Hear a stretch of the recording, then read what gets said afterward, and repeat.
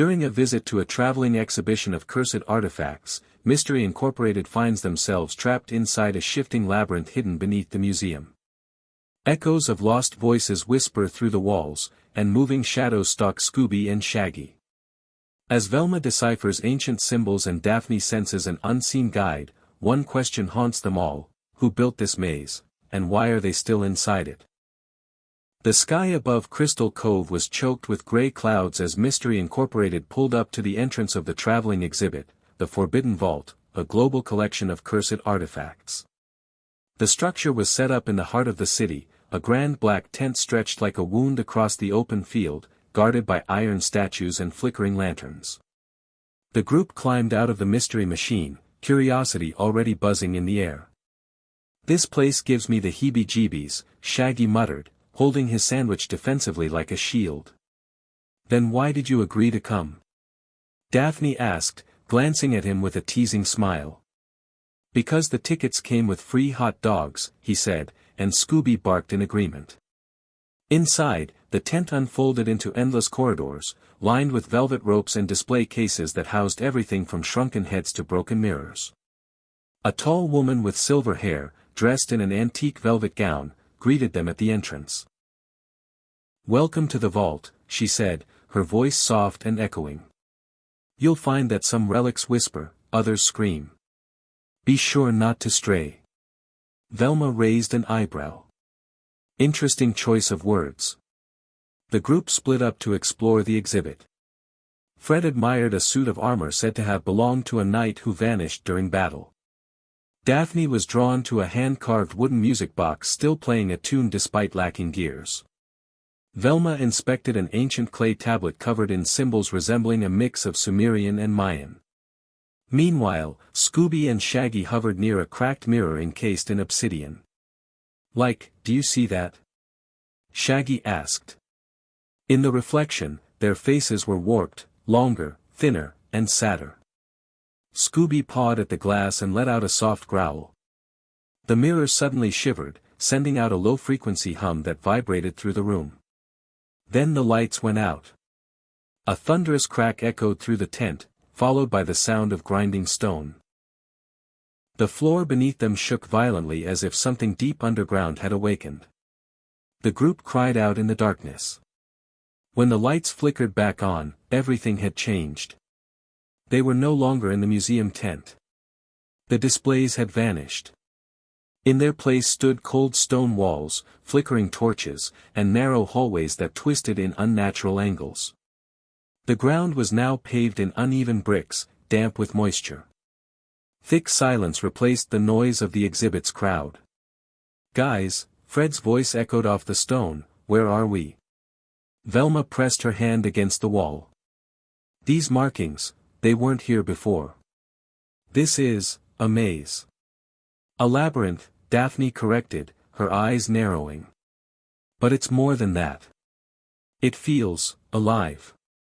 "Ruo," Scooby whispered. They tried retracing their steps, but the corridors had shifted. The entrance was gone. Even the path behind them had changed, what once led to a room now opened to a dead end. Every time they turned around, the walls rearranged themselves silently. Velma took out her notebook. "These symbols repeat. They might be guiding us, or warning us." From somewhere beyond the walls came a whisper. A name. Faint. Drawn out. Fred. Fred froze. "Did you guys hear that?" Shaggy clung to Scooby. "Tell me I imagined that." "You didn't," Daphne said. "And whoever said it is deeper inside." As they moved through the next corridor, Scooby stopped and sniffed the air. "Smells like ashes," he muttered. The group entered a chamber with high ceilings and walls lined with ancient tapestries. Each one depicted scenes of people wandering a maze, their faces erased, replaced with swirling voids. One tapestry had 5 figures, eerily familiar silhouettes, being watched by a tall, faceless shape. Daphne stepped closer. "This tapestry, it's us." Velma gasped softly. "I think we've been expected." Shaggy stumbled backward and leaned against the wall, only to fall straight through it as the bricks dissolved like mist. "Shaggy!" the group shouted as they rushed to the spot. Too late. The wall reformed behind him, solid again. On it, words etched themselves in fresh stone. "One has been claimed." Scooby whimpered and scratched at the stone, growling. Fred slammed his fist against the wall. "No. No one is taking Shaggy. We're getting him back." Velma examined the shifting runes. "He's not gone. He's somewhere else. The maze has layers. And rules." As they turned to leave the chamber, the torches dimmed. A dark shape darted just at the edge of the light, tall and ragged, its limbs dragging behind like broken branches. It paused, then vanished. Fred caught a glimpse. "We're not alone here." In the distance, a scream echoed, Shaggy's scream. But it wasn't coming from ahead. It was behind them. Scooby spun in circles. "Raggy?" "No," Velma whispered. "That wasn't him. It was the maze, playing with us." A sudden chill swept through the air. Daphne shivered. "Let's keep moving. Before it decides to play again." As they entered a new hallway, the corridor stretched unnaturally long, with only one door at the far end. Carved into its surface was a symbol, a bone crossed with a collar. Scooby's eyes widened. "That's mine." Velma nodded slowly. "I think this place knows us. And it's not finished yet." The door creaked open by itself. From within, a voice spoke, ancient and gravelly. "Welcome back, Guardian." The heavy door groaned as it swung inward, revealing a long chamber lined with glowing stones. Scooby hesitated at the threshold, tail low and eyes wide, sensing that something ancient and personal was waiting beyond. The walls were covered in dog-like hieroglyphs, snarling beasts, ceremonial collars, bones shaped like keys. In the center of the room stood a stone pedestal with a cracked bowl resting on top.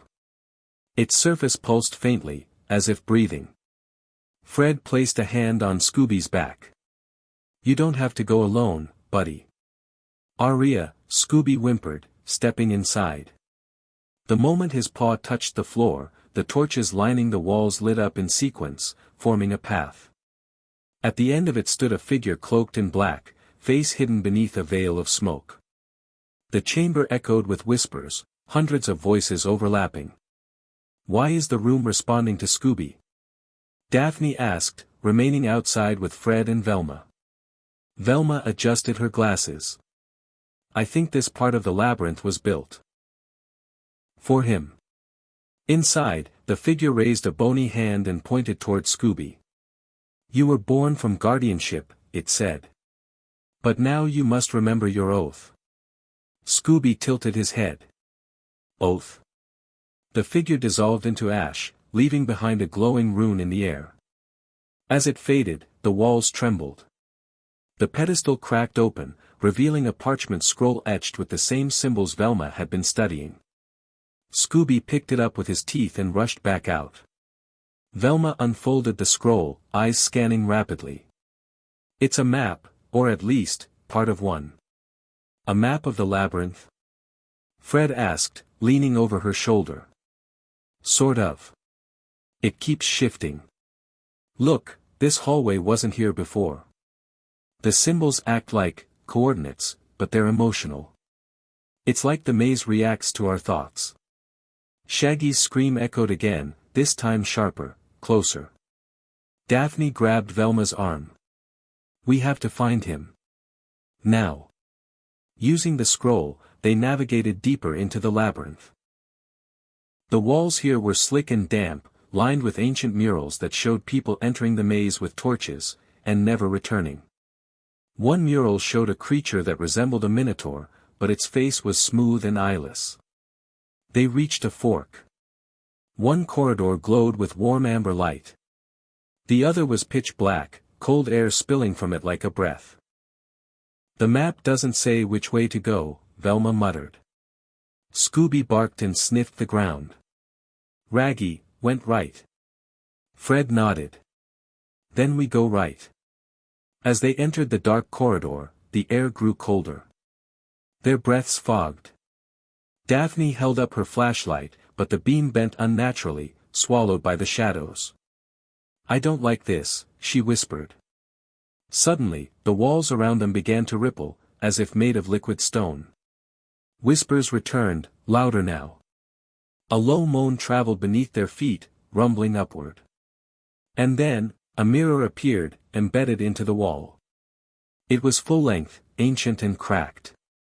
But what reflected in it wasn't them. Instead, 5 distorted figures stood in their place, aged, tired, pale. Their eyes were hollow. Their mouths moved, but no sound emerged. Each doppelganger reached toward the real group, pressing ghostly palms against the glass. Scooby growled. Fred stepped forward. Is this, the future? No, Velma said. It's not time. It's memory. This maze stores echoes of those who wander it. Suddenly, Shaggy's reflection appeared in the mirror, face twisted in panic. He mouthed a single word, run. Behind them, something scraped against stone. Fred turned first. A figure emerged from the corridor, dragging chains behind it. Its body was wrapped in robes soaked with ink-black fluid. Where its head should have been, a swirling vortex hovered, pulling in light and air. The group bolted. Scooby led the way, sniffing furiously.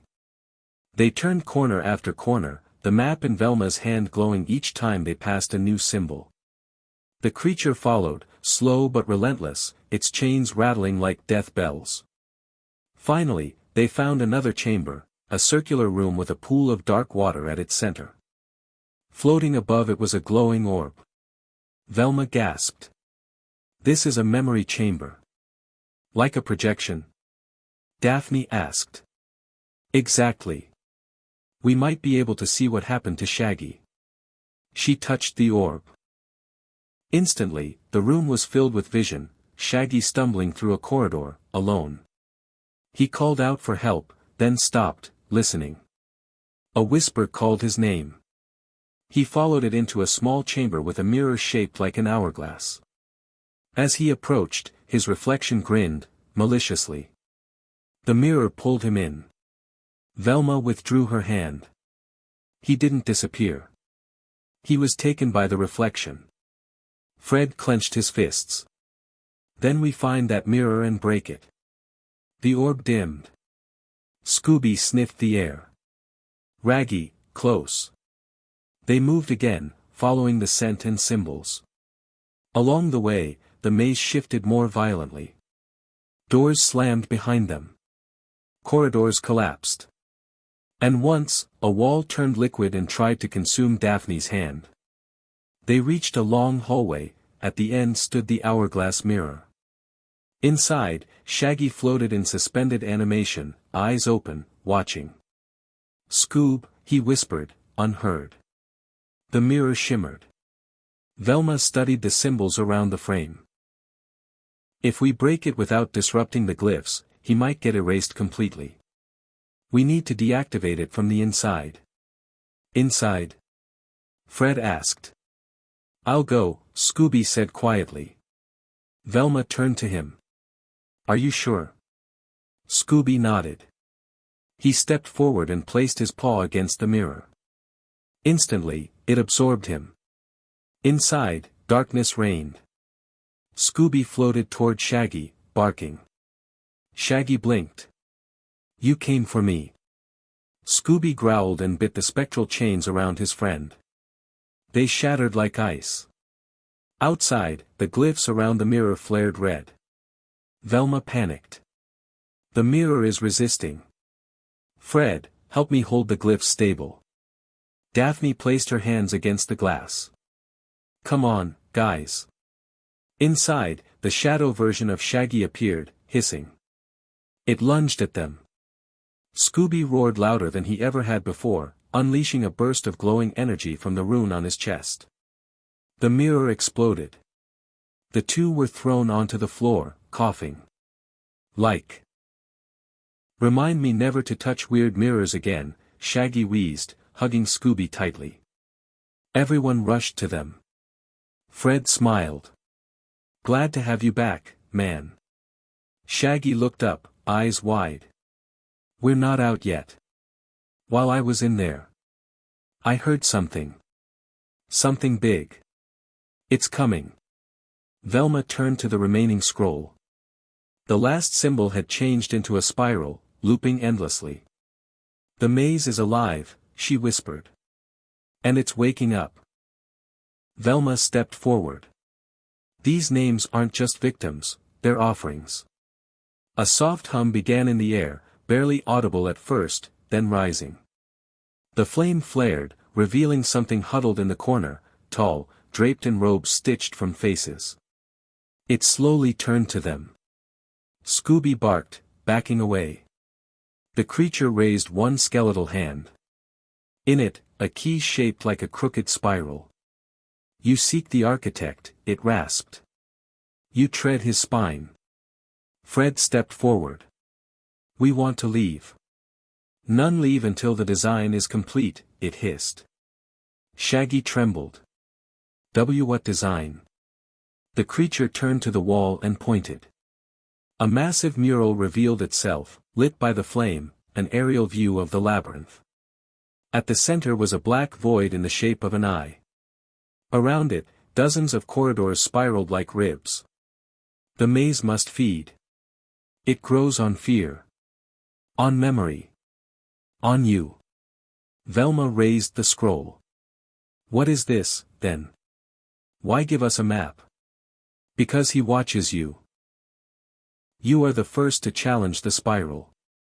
He wants to see what breaks you. With a shriek, the creature vanished into shadow, dropping the spiral key on the floor. Fred grabbed it. Then we break him first. Back in the corridors, the map shifted again, revealing a hidden quadrant, the Chamber of Echoes. As they headed there, the maze began to attack. Walls split and tried to separate them. Hallways looped endlessly. The group found themselves walking in circles until Scooby barked and dug into the dirt floor, uncovering a bone-shaped marker, another guiding rune. Velma touched it. These were left behind. Someone tried to map the maze before us. Your uncle? Daphne asked Fred. Maybe, he replied, eyes scanning the walls. Or maybe the architect was never alone. They arrived at the Chamber of Echoes. Inside, floating spheres hovered in midair, each one containing fragments of memories, like snow globes. They saw themselves in earlier adventures. The haunted amusement park, the ghost of Captain Cutler, the phantom virus. Then the orbs shifted. New scenes. Darker. Shaggy, alone in an asylum. Daphne weeping in an empty mansion. Fred screaming in a hallway of mirrors. Velma digging her own grave. Scooby, chained in a cage. Daphne stepped back. What is this? The architect's design, Velma said grimly. He's not just feeding on fear, he's testing us. One of the orbs burst, revealing a corridor with a final door, carved with every one of their initials. Behind it, a voice called, "Come see what you become." Fred gripped the key. We end this now. They turned the spiral key in the door. It opened into a hallway of infinite reflections, each one distorting their appearances, aging them, warping their personalities. Daphne reached out to touch one and her hand vanished. Don't touch them. Velma shouted. A deep laugh rolled through the corridor. You see yourselves as heroes, said the voice. But you are parts of a greater engine. Each fear, each doubt, fuels me. A shadow moved at the end of the hallway. It stood still, head tilted, arms spread. Fred stepped forward. You're the architect. Yes, the voice replied. But I was not always. I was a man, once. A builder. Until they buried me with my mistakes. The labyrinth is my resurrection. Shaggy hid behind Scooby. Like, you really need a new hobby. The architect extended his hand. The mirrors shattered. Glass rained down, forming a storm that closed in on the gang. Scooby leapt in front of them, barking. The rune on his chest ignited. Velma held up the scroll, now complete. Your maze is finished, she yelled. A scream of fury rocked the walls. The reflections turned black. The architect howled as the spiral beneath them began to collapse inward. The team ran. Back through the chamber of spheres, through the shifting walls, past the veiled statues, now crumbling. Finally, they reached the original hallway. But something was waiting for them. Not the architect. Fred's uncle. Or what was left of him. Half shadow, half man, he stood silently and pointed behind them. The maze isn't gone, he said. You only closed one eye. There are others. He handed Fred a pendant carved with a spiral, identical to the key. Then vanished. The hallway lit up. The museum tent shimmered back into reality. The team collapsed on the floor of the exhibit. All around them, the cursed artifacts were sealed once more, silent. The curator reappeared, eyes glowing faintly. How was the tour? She asked. Velma stood slowly. We found the architect. The woman nodded. And now, he has found you. The silence outside the labyrinth was unnatural. The museum tent, once buzzing with tourists and flickering lights, now stood in perfect stillness. The air was heavy, as if the world itself held its breath. Scooby pressed his nose to the ground and whimpered. Nothing smelled right. Even the wind seemed unsure of its direction. It didn't push or pull, it simply lingered, suspended, as if time itself had grown uncertain. Velma clutched the spiral scroll. It had turned black. The symbols that once guided them glowed faintly, like embers in dying ash. We're not out, she whispered. We never left. The architect followed us. Fred scanned the area. The exit's right there. That's sunlight. But the sun didn't move. Its rays were frozen mid-glow, like a spotlight in a forgotten theater. Daphne touched the museum tent's canvas. It rippled like water under her fingers. That's not the sky. It's a projection. Shaggy backed into Scooby. Like, we're still inside, aren't we? Velma unfolded the scroll. New runes were forming, symbols she didn't recognize. They didn't glow steadily, but pulsed in sync with something inside her chest. I don't think the labyrinth is a place anymore, she murmured. I think, it's a state. And it's spreading. From the shadows of the tent, the curator emerged again, only now her eyes were empty spirals, swirling slowly. Her smile was calm, almost pitying.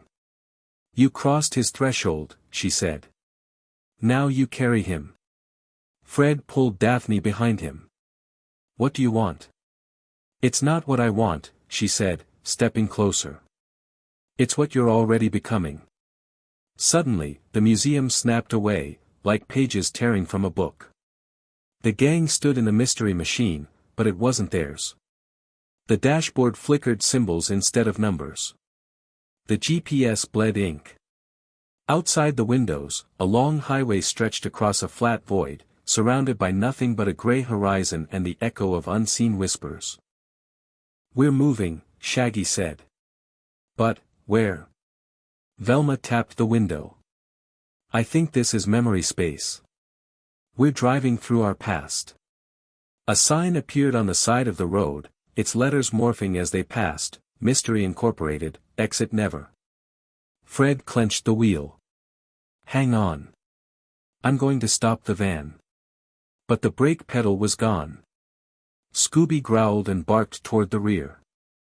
A figure stood outside the back window. It had no face. Its body was formed of mirrors.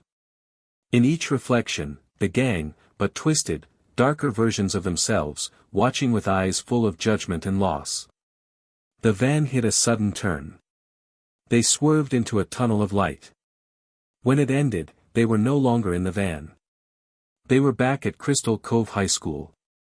The hallway was identical to their graduation day. Balloons hung on the lockers. Students milled about. But no one saw them.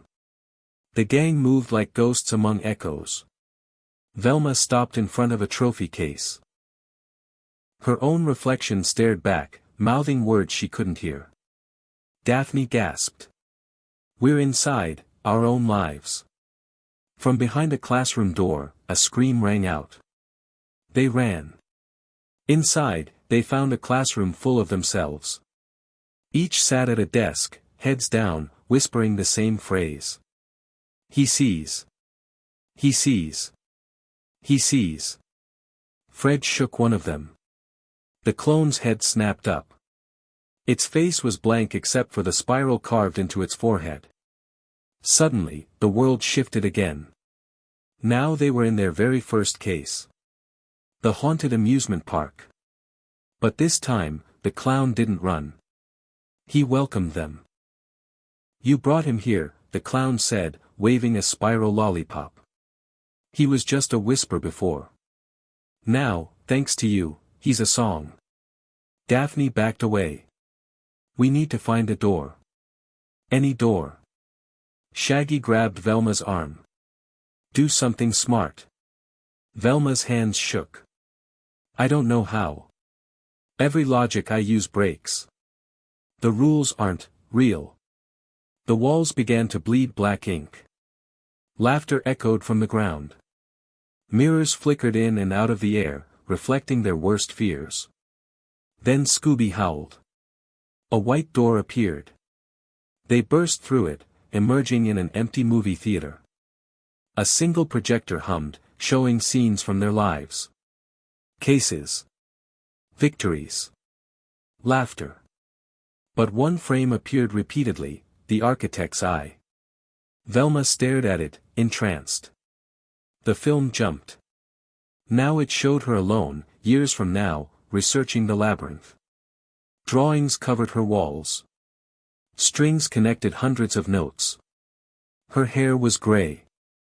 Her eyes, tired. On her desk, the same spiral scroll. Fred grabbed her. "Velma. Look away." But she whispered, "It's not showing me the future. It's showing me, my purpose." Scooby barked and leapt into the projector. The film burned. Everything exploded into white light. When the light faded, they were back at the museum. Truly back. This time, they could hear cars outside. Birds. People. Life. The air moved. The wind returned. But Velma didn't move. She stood at the exhibit center, staring at the empty pedestal where the scroll had once been. Fred approached carefully. "Velma?" She turned. Her pupils were normal again. But her hand still held the spiral. "He's still here," she said. "But now I know how to find him." Daphne's voice trembled. "Why would we want to?" "Because this wasn't an accident," Velma replied. "He's been collecting investigators, scholars, minds. Each of us added something to his design." Fred swallowed. "And what did we add?" Velma's voice lowered. "The map. The escape. We're the variable he never accounted for." Outside, the curator locked the exhibit doors. She whispered to herself, "Let's see how far the cracks spread." As the gang left the museum, the shadows behind them formed a spiral, coiling slowly across the floor. They didn't see it. But something followed them into the light. The following morning began without sunlight. The gang gathered in Velma's hotel room, their eyes shadowed by exhaustion and something deeper, an awareness that normalcy had been permanently altered. Outside the windows, the sky was pale gray. No birds. No traffic. Just the hum of silence stretching out in every direction. The spiral hadn't just followed them. It had unfolded into the world. Velma paced, clutching the scroll, now sealed shut by a dark wax that pulsed faintly. I stayed up all night, she said, voice tight with urgency. It's not just a symbol, it's a blueprint. A recursive code embedded into space and memory. Whoever, or whatever, this architect is, he's designing something through us. Fred leaned against the desk, arms crossed. You mean like mind control? No, she replied. More like, narrative control. We're characters in a story he's writing, and the labyrinth was only chapter 1. Daphne stood near the mirror, studying her reflection. But why us? We've faced ghosts, monsters, even aliens, but this? This is, cosmic. Scooby whimpered, nudging a cold spot on the floor. Shaggy peeked through the blinds. Guys? There's someone downstairs. They rushed to the window. A figure stood motionless at the edge of the parking lot, draped in a museum curator's coat, but his face was an infinite spiral, spinning inward with every blink. The light around him twisted unnaturally. Velma exhaled. It's him. Not an agent. Not a projection. That's the architect. Fred reached for his phone. Let's call the police. But the signal was gone. Not out of service. Erased. The screen simply read, "No story found." The architect began to walk. Every step he took warped reality, flowers bloomed and decayed in his wake. The parking lot cracked, revealing glimmers of deep space beneath the asphalt. Time bent around him. Fred pulled everyone back. We need to get out. But Velma shook her head. No. We need to go in. He's here to open the final gate. Suddenly, the door burst open, not from force, but from an invitation. A hallway stretched behind it, far longer than the hotel structure should allow. Each door along the corridor bore their names, etched in spirals. Fred whispered, "He's built rooms for us." One by one, they were drawn in. Fred entered a locker room filled with echoes of his leadership, every time he had failed. Voices whispered doubts.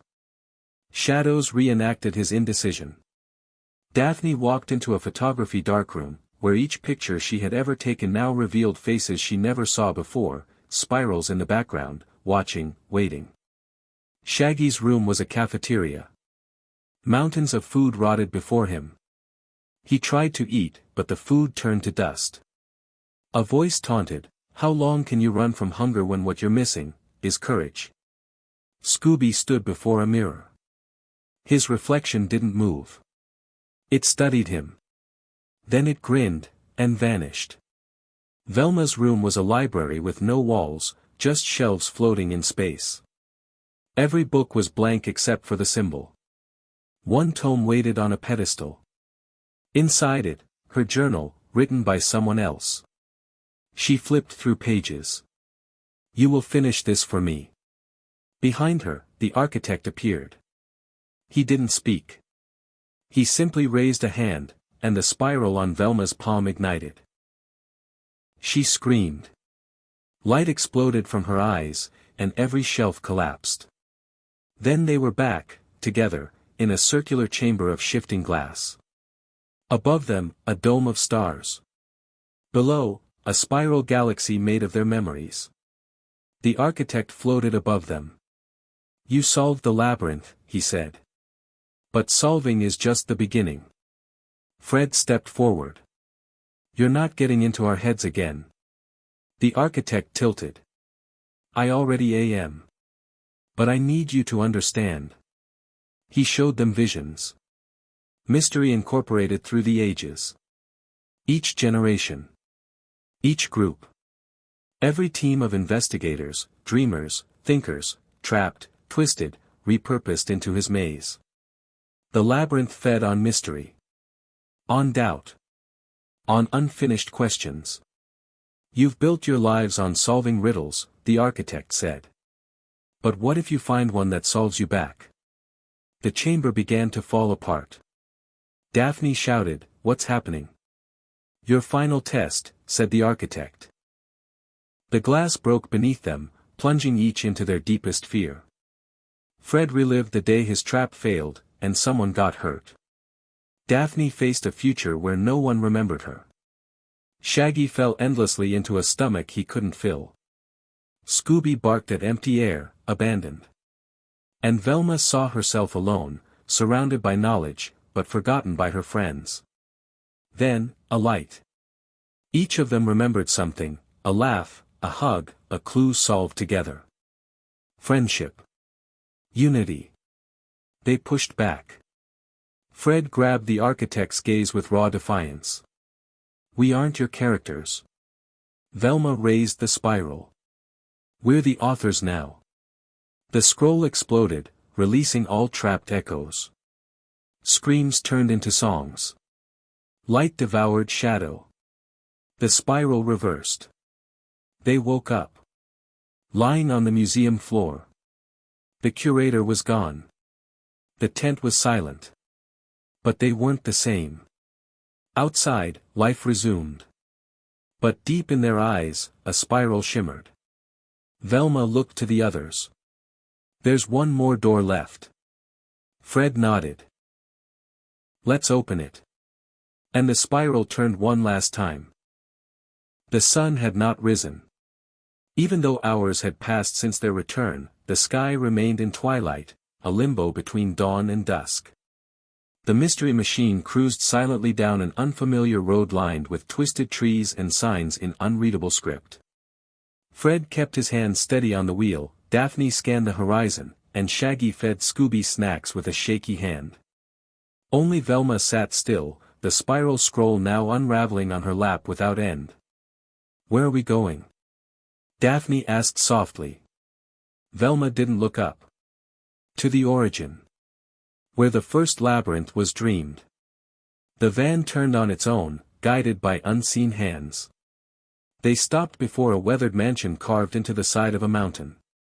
Vines choked the architecture, and mist poured from its windows like breath. Above the ancient door, a symbol carved in stone, the spiral. Inside, silence. Each step echoed as they moved through the hall. Paintings stared down at them, portraits of other teams, other mystery solvers, eyes blacked out. Names they didn't know, but faces that looked vaguely familiar, as if the past were repeating, reshaped. A voice greeted them from the dark. "Welcome back." The architect emerged, no longer abstract. He had taken form, an old man in a scholar's robe, his face lined with symbols, his eyes infinite. "You have reached the center. The final question must be asked." Fred stepped forward. "Why us?" The architect approached slowly. "Because you are the only ones who ever questioned why the mystery exists. All others accepted the pattern. You broke it." Velma clutched the scroll. "Then tell us. What are you?" "I am what happens when stories are left unsolved. I am the echo of fear, the hunger of unanswered questions. I am the spiral that forms when a mind cannot rest." The floor cracked. The mansion fell away. They now stood in a void, an endless library, books flying like birds. At the center, a spiral stairway that descended forever. "You may go back," said the architect. "Live in forgetfulness. Return to laughter and vanquished villains. Or descend, and know the truth." Shaggy clutched Scooby. "Like. I vote go back." But Velma stepped forward. "If we run, it never ends. It finds others. We have to know." One by one, they followed. Downward. Each step stripped pieces of them. Memories. Names. Faces blurred. But they held hands. They anchored each other. At the bottom was a chamber of mirrors. Inside each reflection, a different outcome, cases unsolved, friendships broken, monsters that won. But one mirror showed light. Them, older, still together, helping the world understand mystery without fear. "This is your power," said the architect. "Not to solve, but to endure the question. To give people hope despite the spiral." Fred reached out and shattered the mirror. The spiral in Velma's hand burned bright, then vanished. The architect smiled. "Then my purpose ends. The final story is yours to write." He crumbled into ash. The void exploded in color. They awoke on a grassy hill. The mystery machine was parked nearby. Birds chirped. The sun was rising. No spiral. No scroll. Just the sky. Velma sat up slowly. "Is it over?" Fred looked around. "I think we won." Scooby licked her face. "Rhea. We home." Daphne took a deep breath. "But we remember everything." Shaggy laughed nervously. Let's promise not to visit any cursed museums for a while." They all laughed. Not forced. Not afraid. Just together. And as they walked toward the van, ready to leave the spiral behind forever, a single flower bloomed on the hill. Its petals curled inward. A perfect spiral. But it did not glow. It simply was.